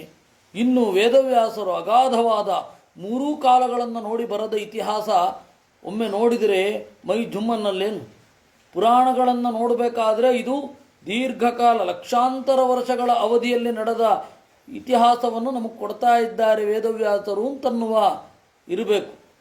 ಹೀಗಾಗಿ ವ್ಯಾಸಜ್ಜ ಕಥೆಗಾರ ಅಂದರೆ ಅವರು. ಏಕೆಂದರೆ ಎಷ್ಟು 100 ವರ್ಷಗಳ, ಎಷ್ಟು 1000 ವರ್ಷಗಳ, ಎಷ್ಟು ಲಕ್ಷ ವರ್ಷಗಳ ಕಥೆಯನ್ನು ಹೇಳಿದ್ದಾರೆ. ಇದು ಯಾಕೆ ಬಂತು ಅಂತ ಹೇಳಿದ್ರೆ, ಗಂಗೆ ಹಲವಾರು ಬಾರಿ ಭೂಮಿಗೆ ಬಂದಿದೆ, ಒಂದೆರಡು ಬಾರಿ ಅಲ್ಲ. ಇನ್ನೊಂದು 3-4 ಸಾವಿರ ವರ್ಷಗಳ ಅಂತರದಲ್ಲಿ ಗಂಗೆ ಖಂಡಿತ ಹೋಗೋದೆ. ನಾವು ಇಷ್ಟು ಅನ್ಯಾಯ ಮಾಡ್ತಾ ಇದ್ದರೆ ಇನ್ನೊಂದು 3-4 ಸಾವಿರ ವರ್ಷಗಳಲ್ಲಿ ಗಂಗೆ ಇಲ್ಲ ಆಗ್ತಾಳೆ. ಆಮೇಲೆ ಮತ್ತೆ ಇನ್ಯಾರೋ ಒಬ್ಬ ಪುರುಷ ಬರ್ತಾನೆ ಇಳಿಸ್ಲಿಕ್ಕೆ.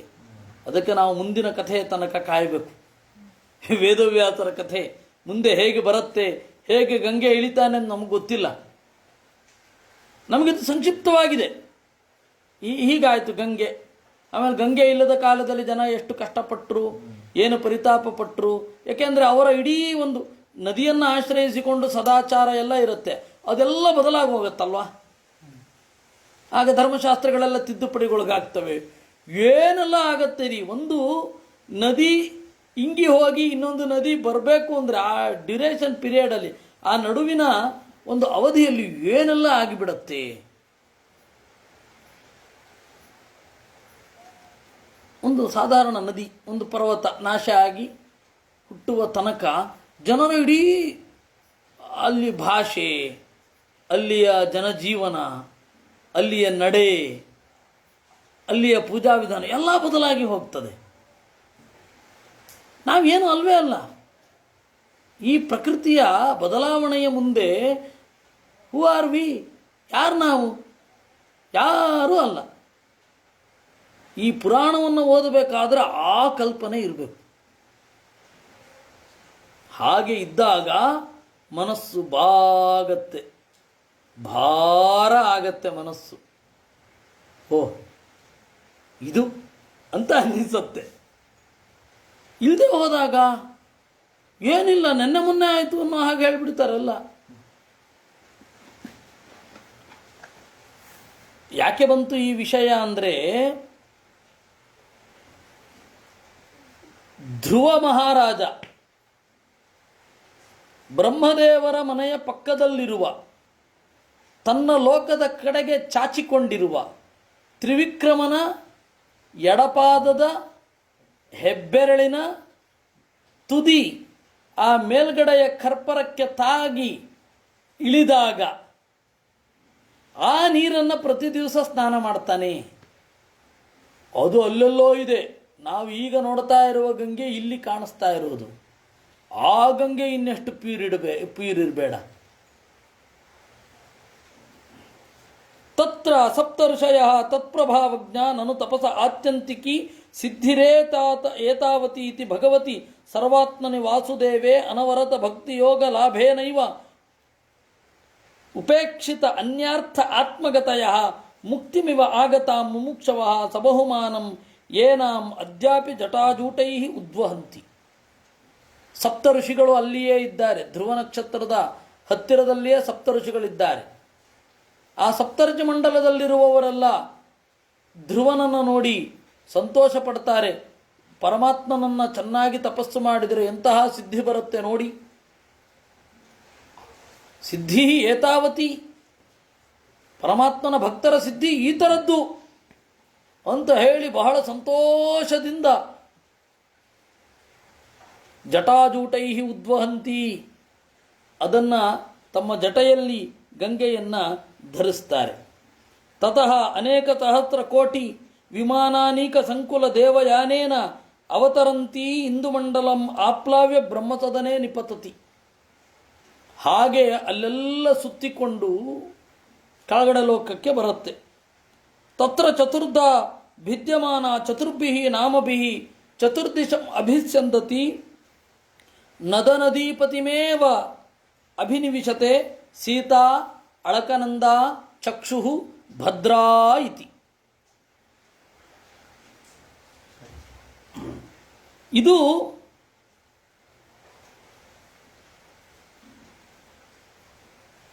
ಇಷ್ಟು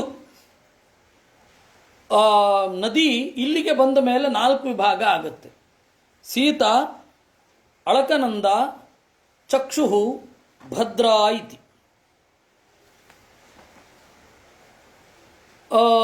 ಭೂಷಣ ಕವಿಯವರ ಒಂದು ಆಕ್ಷೇಪ, ಇಲ್ಲಿ ಭಾಷ್ಯ ಬಿಟ್ಟು ಹೋಗಿದೆ ಅಂತ. ಬಿಟ್ಟು ಹೋಗಿಲ್ಲ, ಅದು ಮುಂದೆ ಆಚಾರ್ಯರು ಇಲ್ಲಿ ಭಾಷ್ಯ ಬರೆದದ್ದು ಹೌದು, ಆದರೆ ಅದು ಮುಂದಿನ ಶ್ಲೋಕಕ್ಕೆ. ಹಾಗೆ ಆಚಾರ್ಯರು ವ್ಯತ್ಯಾಸ ಮಾಡಿ ಭಾಷ್ಯ ಬರೀತಾರೆ. ಅಲ್ಲಿ ಇರೋದು ಕ್ಷೀರ ಸಮುದ್ರದ ಮತ್ತು ಕ್ಷೀರ ಸಮುದ್ರ ಮತ್ತು ಮೊಸರಿನ ಸಮುದ್ರವನ್ನು ಅದೊಂದು ಕಡೆಯಲ್ಲಿ ಮಾತ್ರ ವ್ಯತ್ಯಾಸ ಮಾಡಿ ಹೇಳ್ತಾರೆ. ಕಾರಣ ಏನು ಅಂತ ಹೇಳಿ ಅಲ್ಲಿ ಹೇಳುವಂತಹ ಭಾಗ. ಅದರಿಂದಾಗಿ ನಾನು ಮರೆತಿಲ್ಲ, ಭಾಷ್ಯ ನಾನಲ್ಲಿ ಬಿಟ್ಟಿಲ್ಲ, ಮುಂದೆ ಅದು ಬರುತ್ತೆ, ಅಲ್ಲಿ ನಾನು ಹೇಳ್ತೇನೆ. ಅದು ಮುಂದೆಯೂ ಕೂಡ ಇವಾಗ ನೋಡಿ ಇಲ್ಲಿ ವಾಮಪಾದಾಂಗುಷ್ಟ ನಖ ನಿರ್ಭಿಣ್ಣ ಸರಿತ್ ಅಂತ ಹೇಳಿ ಬರುತ್ತಲ್ಲ, ಅದು ಮುಂದೆ ಒಂದು ಭಾಷ್ಯ ಇದೆ. ಇಲ್ಲಿರೋದು ಯಥಾ ಭಾಗವತೆ ತೂಕ್ತಂ ಭೌವನಂ ಕೋಚ ಲಕ್ಷಣಂ, ಇಡೀ ಬ್ರಹ್ಮಾಂಡದ ಒಟ್ಟಾರೆ ಲಕ್ಷಣವನ್ನು ಹೇಳುವಾಗ ಇಲ್ಲಿ ಯಾವುದನ್ನು ವ್ಯತ್ಯಾಸ ಮಾಡಿಕೊಳ್ಬೇಕು. ಭಾಗವತದಲ್ಲಿ ಕ್ಷೀರ ಸಮುದ್ರ ಮೊದಲು ಹೇಳಿ ಮೊಸರಿನ ಸಮುದ್ರವನ್ನು ಆಮೇಲೆ ಹೇಳಿದ್ದಾರೆ. ಯಾಕೆ ಅಂತ ಅಲ್ಲಿ ಕಾರಣ ಕೊಟ್ಟಿದ್ದಾರೆ. ಅದರಿಂದಾಗಿ ಅದಿನ್ನೂ ಬಂದೇ ಇಲ್ಲ. ಮೊದಲು ಬರೆದಿದ್ದಾರೆ ಭಾಷ್ಯವನ್ನು, ಅದರ ನಂತರ ಅನ್ವಯಿಸಿಕೊಳ್ಳಬೇಕು. ಹೀಗಾಗಿ ನಾನು ಭಾಷ್ಯವನ್ನು ಬಿಟ್ಟಿಲ್ಲ, ಮತ್ತೆ ಹೇಳ್ತೇನೆ. ಚಕ್ಷುಹು ಭದ್ರ ಅಂತ ಸೀತಾವೈ ಬ್ರಹ್ಮಸದನಾತ್ ಕೇಸರಾಚಲಾದಿ ಗಿರಿಶಿಖರೇಭ್ಯ ಅಧೋಧ ಪ್ರಸ್ರವಂತಿ ಗಂಧಮಾದನ ಮೂರ್ಧಿ ಪಥಿತ್ವ ಅಂತರೇಣ ಭದ್ರಾಶ್ವಂ ವರ್ಷಂ ಪ್ರಾಚ್ಯಾಂ ದಿಶಿ ಕ್ಷಾರ ಸಮುದ್ರಂ ಪ್ರವಿಶತಿ. ಸೀತೆ ಅನ್ನುವ ನದಿಯ ಕವಲು, ಅಂದರೆ ಈ ಸೀತೆ ಅಲ್ಲ, ಆಗುಂಬೆ ಹತ್ತಿರ ಇರುವ ಸೀತಾ ನದಿ ಅಲ್ಲ, ಅದು ಆ ಸೀತೆ. ಅದು ಬ್ರಹ್ಮಸದನದಿಂದ ಕೆಳಗಡೆ ಬಿದ್ದು ಕೇಸರಾಚಲ ಮೊದಲಾದವುಗಳನ್ನೆಲ್ಲ ಸುತ್ತಿಕೊಂಡು ಕೆಳಗಡೆ ಬೀಳ್ತಾ ಬೀಳ್ತಾ ಗಂಧಮಾದನ ಮೂರ್ಧಿನಿ, ಗಂಧಮಾದನ ಪರ್ವತದ ಮೇಲ್ಗಡೆ ಬಿದ್ದು ಭದ್ರಾಶ್ವ ಎನ್ನುವ ವರ್ಷವನ್ನು ತೋಯಿಸಿ ಪ್ರಾಚ್ಯಾಂ ದಿಶಿ ಪೂರ್ವ ದಿಕ್ಕಿನಲ್ಲಿ ಸಮುದ್ರವನ್ನು ಪ್ರವೇಶ ಮಾಡುತ್ತೆ. ಚತುಸ್ಸಮುದ್ರ ಅಂತ ನೀವೆಲ್ಲ ಹೇಳ್ತೀರ ಮಾರ್ರೆ, ನಮಗೆ ಕಾಣೋದೇ 3 ಸಮುದ್ರ ಅಂತಾರೆ ಜನ. ಚತುಸ್ಸಮುದ್ರ ಅಂತ ಹೇಳೋದು ಭಾಗವತದ ಚತುಸ್ಸಮುದ್ರ, ಅದು 4 ದಿಕ್ಕಿನಲ್ಲಿ ಸುತ್ತುವರೆದಿರುವ. ನಾವಿಲ್ಲಿ ರತ್ನಾಕರ, ಅದೇ ಹಿಂದೂ ಮಹಾಸಾಗರ, ರತ್ನಾಕರ ಅಂದರೆ ರತ್ನಾಕರ ಅಂತಂದರೆ ಗೊತ್ತಾಗಲ್ಲ ಯಾರಿಗೂ, ಅರೇಬಿಯನ್ ಸಿ ಅಂತನ್ಬೇಕು, ಬಂಗಾಳ ಕೊಲ್ಲಿ ಅಂತನ್ಬೇಕು, ಬಂಗಾಳ ಬೇ, ಆ ಥರ ಅಲ್ಲ. ಇಲ್ಲ, ಇಲ್ಲಿ ಕಾಣೋದು ಹೌದು, ಆದರೆ ಇದು ತಗೊಳ್ತಾ ಇರೋದು ಇನ್ನೂ ವಿಸ್ತಾರವಾದ ದೃಷ್ಟಿಯಿಂದ. ನಮ್ಮ ಕವಿಗಳದ್ದು ತಪ್ಪಿದೆ ಬಿಡಿ. ಅಹೋ ಭುವ ಸಪ್ತ ಸಮುದ್ರವತ್ಯ ಅಂತ ಇರೋರಿಗೆಲ್ಲ ಸಪ್ತ ಸಮುದ್ರ, ಇದು ಚತುಸ್ಸಮುದ್ರ ಅಂತ ಪರಿಪಾಲನಾ ನಿಪುಣ. ಏನು ಹೇಳೋದು, ಅವ್ರದ್ದು ಉತ್ಪ್ರೇಕ್ಷೆ ಕೊನೆಯೇ ಇಲ್ಲ. ನಮ್ಮ ಸಂಸ್ಕೃತ ಕವಿಗಳದ್ದು ಒಂದು ಸ್ವಲ್ಪ ಉತ್ಪ್ರೇಕ್ಷೆ ಜಾಸ್ತಿಯೇ. ಯಾವುದೋ ಒಂದು ತುಂಡು ಭೂಮಿ ಆಳ್ತಾ ಇದ್ದರೆ ಓ ಸಕಲ ಸಮುದ್ರ ಪರ್ಯಂತ ಭುವ್ಯಧೀಶ. ಏನು ಹೇಳೋದು, ಸಂಸ್ಕೃತದ ಕವಿಗಳು ಒಂದು ಸ್ವಲ್ಪ ಉತ್ಪ್ರೇಕ್ಷೆ ಜಾಸ್ತಿ ಆಯಿತು. ಕೆಲವೊಮ್ಮೆ ಅಯ್ಯೋ ದೇವರೇ ಅನ್ಸುತ್ತೆ. ಸಂಸ್ಕೃತ ಓದಿದವರಿಗೂ, ಸಂಸ್ಕೃತ ಸರಿಯಾಗಿ ಓದಿದವರಿಗೂ ಸಂಸ್ಕೃತ ಸ್ಪರ್ಶ ಬಂದುಬಿಟ್ರೆ ಉತ್ಪ್ರೇಕ್ಷೆ ಬಂದ್ಬಿಡತ್ತೆ. ಏನು ಮಾಡೋಣ, ಒಂದು ಗುಣಗಳ ಜೊತೆಗೆ ದೋಷವೂ ಇರಬೇಕಲ್ಲ. ಏವಂ ಮಾಲ್ಯವತ್ ಶಿಖರಾತ್ ನಿಷ್ಪತಂತಿ ಅನುಪರತ ವೇಗ ಕೇತುಮಾಲಂ ಅಭಿಚಕ್ಷು ಪ್ರತೀಚ್ಛಾಂ ದಿಶಿ ಸರಿತ್ಪತಿಂ ಪ್ರವಿಶತಿ. ಇನ್ನೊಂದು ಚಕ್ಷುಹು ಅಂತ ಹೇಳಿ ಗಂಗಾ ನದಿಯ ಕವಲು, ಅದು ಮಾಲ್ಯವತ್ ಶಿಖರದಿಂದ ಕೆಳಗಡೆ ಬಿದ್ದು ಸ್ವಲ್ಪ ವೇಗ ಕಡಿಮೆ ಆದಮೇಲೆ ಕೇತುಮಾಲವನ್ನು ತೋಯಿಸಿ, ಕೇತುಮಾಲ ವರ್ಷವನ್ನು ತೋಯಿಸಿ ಅದೇನು ಮಾಡುತ್ತೆ, ಪ್ರತೀಚ್ಛಾಂ ದಿಶಿ ಪಶ್ಚಿಮ ದಿಕ್ಕಿನಿಂದ ಸರಿತ್ಪತಿಂ ಪ್ರವಿಶತಿ, ಸಮುದ್ರವನ್ನು ಪ್ರವೇಶ ಮಾಡುತ್ತೆ. ಭದ್ರಾಚ ಉತ್ತರತೋ ಮೇರುಶಿರಸೋ ನಿಪತಿತ ಗಿರಿಶಿಖರಾತ್ ಗಿರಿಶಿಖರಮತಿಹಾಯ ಶೃಂಗವತಃ ಶೃಂಗಾದವಸ್ಯಂದಮಾನ ಉತ್ತರಾನಸ್ತು ಕುರೂನ್ ಅತಿಕ್ರಮ್ಯ ಉದೀಚ್ಛಾಂ ದಿಶಿ ಲವನಾರಣವಂ ಏವಂ ಪ್ರವಿಶತಿ. ಇನ್ನು ಭದ್ರ ಅಂತ ಹೇಳಿ ಗಂಗಾ ನದಿಯ 3ನೆಯ ಕವಲು, ಅದು ಉತ್ತರದಿಂದ ಬೀಳ್ತಾ ಉತ್ತರ ಕುರು ಅಂದರೆ ಇಲ್ಲಿ ಇರುವಂತಹ ಕುರುಕ್ಷೇತ್ರ ಅಲ್ಲ, ಅಥವಾ ಉತ್ತರ ಭಾಗದಲ್ಲಿ ಕುರುಕ್ಷೇತ್ರದ ಉತ್ತರದ ಭಾಗವೂ ಅಲ್ಲ. ಅದನ್ನು ಸಭಾಪರ್ವದಲ್ಲಿ ನಿರೂಪಣೆ ಮಾಡ್ತಾರೆ. ಅರ್ಜುನ ದಿಗ್ವಿಜಯಕ್ಕೆ ಅಂತ ಹೋದಾಗ ಸೈನಿಕರಿಗೆಲ್ಲ ಏನೂ ಕಾಣಿಸ್ತಾ ಇರಲಿಲ್ವಂತೆ. ಎಲ್ಲಿಗೆ ಹೊರಟಿದ್ದಾನೆ ಇವನು ಅಂತಾನೆ ಗೊತ್ತಾಗ್ತಾ ಇರಲಿಲ್ಲ. ಇಲ್ಲಿ ಎಲ್ಲಿಗೋ ಬಂದಿದ್ದೀವಿ, ನಿರ್ಜನವಾದ ಪ್ರದೇಶ, ಯಾಕೆ ಬಂದ್ವಿ ಅಂತಾನೆ ಗೊತ್ತಾಗ್ತಾ ಇರಲಿಲ್ಲ. ಅರ್ಜುನ ಯಾರ ಹತ್ರನೋ ಮಾತಾಡ್ತಾ ಇದ್ದ ಹಾಗೆ, ಅವ್ರು ಕಪ್ಪ ಕಾಣಿಕೆ ಕೊಡ್ತಾ ಇದ್ದ ಹಾಗೆ, ಕಪ್ಪ ಕಾಣಿಕೆ ದೇವರ ದಯೆಯಿಂದ ಕಂಡಿತು ಅವರಿಗೆ. ಉತ್ತರ ಕುರು ಅಂತನ್ನುವ ಜಾಗವೇ ಯಾರಿಗೂ ಕಾಣ್ತಾ ಇರಲಿಲ್ಲ ಮಹಾಭಾರತದ ಕಾಲಕ್ಕೆ ಅಂತಾರೆ. ಅಂದರೆ ಅರ್ಜುನ ರಾಜಸೂಯ ಯಾಗಕ್ಕಾಗಿ ತಿರುಗಾಡುವಾಗ ಎಲ್ಲಿಗೂ ಗೊತ್ತಾಗಲಿಲ್ಲ ಅಂತಾರೆ. ಈಗಲೂ ಉತ್ತರ ಕುರು ಎಲ್ಲಿದೆ ಅಂತ ಗೊತ್ತಿಲ್ಲ. ಅದೇನು ಮಾಡುತ್ತೆ, ಉದೀಚ್ಯಾಂ ದಿಶಿ, ಉತ್ತರ ದಿಕ್ಕಿನಿಂದ ಲವನಾರ್ಣವಂ ಪ್ರವಿಶತಿ. ತಥೈವ ಅಳಕನಂದ ದಕ್ಷಿಣೇನ ಬ್ರಹ್ಮತದನಾದ್ ಬಹೂನಿ ಗಿರಿಕೂಟಾನಿ ಅತಿಕ್ರಮ್ಯ ಹೇಮಕೂಟ ಹಿಮಕೂಟಾನಿ ರಭಸತರ ರಂಹತ ಲುಠತಿ ಭಾರತಮೇವ ವರ್ಚಂ ದಕ್ಷಿಣಸ್ಯಾಂ ದಿಶಿ ಜಲಧಿಂ ಪ್ರವಿಶತಿ. ಇನ್ನು ಅಳಕನಂದ ಅಂತ ಇದೆಯಲ್ಲ, ಅದು ನಮಗೆ ಕಾಣುತ್ತೆ. ಬದರಿ ಮೊದಲಾದವುಗಳನ್ನು ಮತ್ತು ಕಾಣದ ಅನೇಕ ಹಿಮದ ಪರ್ವತಗಳನ್ನೆಲ್ಲ ಸುತ್ತಿ ಸುಳಿದು ಅದು ದಕ್ಷಿಣ ದಿಕ್ಕಿನಲ್ಲಿ ಜಲಧಿಂ ಪ್ರವಿಶತಿ, ನಮಗೆ ಅದು ಕಾಣುತ್ತೆ. ಅಷ್ಟು ಬಿಟ್ಟರೆ ಇನ್ಯಾವುದು ಕಾಣಲ್ಲ.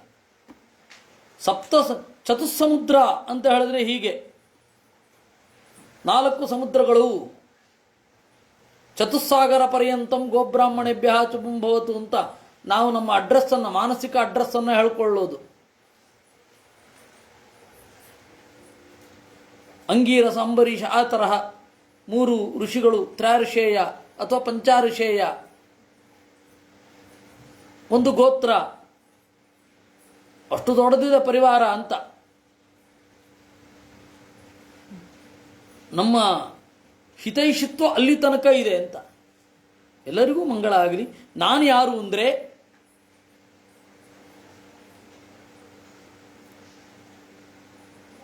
ಈ ತರಹದ ಗೋತ್ರದವನು, ಇದನ್ನು ಅಧ್ಯಯನ ಮಾಡುವವನು, ತನ್ನನ್ನು ಗುರುತಿಸ್ಕೊಳ್ಳೋದು, ಅಡ್ರೆಸ್ ಯಾವುದು, ನಾನು ಇದನ್ನು ಅಧ್ಯಯನ ಮಾಡ್ತೇನೆ ಅಂತ. ಹೀಗೆ